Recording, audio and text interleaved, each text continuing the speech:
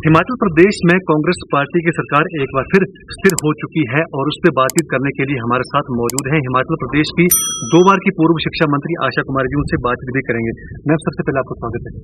धन्यवाद, नमस्कार सबको। हिमाचल प्रदेश में नेता प्रतिपक्ष जयराम ठाकुर कह रहे हैं कि हिमाचल प्रदेश में विकास नहीं हो पा रहा है और अभी भी हम सरकार गिराने के फिराक में हैं, क्या कहेंगे? जयराम ठाकुर जी को अपने चश्मे ठीक करने की जरूरत है। तो मैं तो इतना ही कहूंगी जयराम जी को कि प्रजातंत्र में लोकमत ही ये फैसला करता है कि किसकी सरकार होगी। जब 2022 में चुनाव हुए, कांग्रेस पार्टी की 40 सीटें आई। हालांकि मैं वो चुनाव नहीं जीती, मगर कांग्रेस पार्टी विधायकों के साथ जो है सत्ता में काबिज हुई।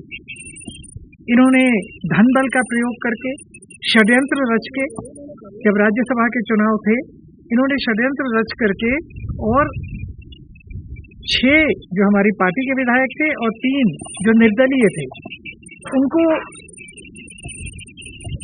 अलग किया, पार्टी से अलग किया और उपचुनाव हुए।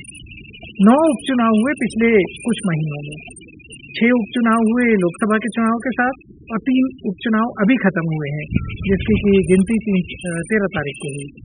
और आप उसका रिजल्ट अगर देखें, जो कि हम सबके सामने है, कि हमारे 6 विधायक थे, अभी भी 3 निर्दलीय थे, अभी भी कांग्रेस जो है 6 विधायक जीत करके फिर 40 सीटों पे है, इनको सिर्फ 3 सीटें आई हैं। तो निर्दलीय विधायक जो कि विधायक थे और किसी का भी समर्थन कर सकते थे, निर्दलीय विधायक को ये जरूरी नहीं था कि वो इस्तीफा देते, उनके साथ भी इन्होंने छल कपट किया, उनका इस्तीफा दे दिया, उनको अग्निवीर बना दिया। 2 तो उसमें से अग्निवीर बन गए। 1.5 साल की सरकार के बाद, कार्यकाल के बाद आज वो घर बैठ गए और एक ही जो है उनमें से जीत के आया। और इसी तरह से 6 जो चुनाव हुए थे उसमें से 4 हम जीत के आए। एकदम स्थिर और स्थायी सरकार कांग्रेस पार्टी की है, जो कि लोगों द्वारा चुनी गई है। लोगों की जो भावनाएं हैं उसका कदर करना जयराम जी को सीखना पड़ेगा। इनको ये सीखना पड़ेगा और समझना पड़ेगा कि ये लोगों द्वारा चुनी हुई सरकार है। आप चाहे जितने षड्यंत्र जितने मर्जी कर लीजिए, लोकमत जो है वो कांग्रेस के साथ है, क्योंकि कांग्रेस ने अपने वायदे पूरे किए हैं। हमने ओपीएस दिया, हमने 1500 रुपये महिलाओं को दिया, हमने रोजगार का जो गारंटी दी थी, अब हमने शिक्षक भर्ती करने का कार्यक्रम चालू कर दिया है। अभी पिछले 2-3 दिनों में ही 1100-1200 टीजीटी मेडिकल और नॉन मेडिकल शिक्षकों की भर्ती हुई है। वर्षों से इंतजार कर रहे थे, नौकरियों का इंतजार कर रहे थे, कई ओवर एज भी हो गए। इसी तरह से जेबीटी की भर्ती होने वाली है। इसी तरह से मुकेश अग्निहोत्री जी का जो 2 विभाग हैं, जल शक्ति विभाग और ट्रांसपोर्ट विभाग, इसमें भारी भरकम भर्तियां निकलने वाली हैं।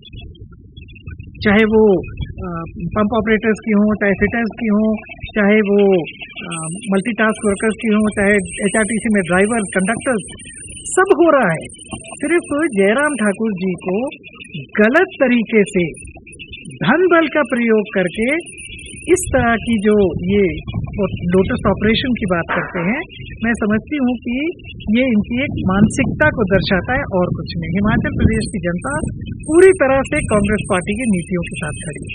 मैम, हमसे बातचीत करने के लिए शुक्रिया। तो ये थी हिमाचल प्रदेश की 2 बार की पूर्व शिक्षा मंत्री आशा कुमारी, जिनका साफ तौर पे कहना है कि हिमाचल प्रदेश में कांग्रेस पार्टी की सरकार स्थिर है और स्थायी है। ऐसे में बीजेपी जितनी भी जोर लगा ले, लेकिन कुछ होने वाला हिमाचल प्रदेश में नहीं है। आगामी 3.5 सालों में हिमाचल प्रदेश में कांग्रेस पार्टी लगातार विकास की राह पर आगे बढ़ने वाली है। चंबा से न्यूज़ 24 के लिए मंजूर पठान की रिपोर्ट।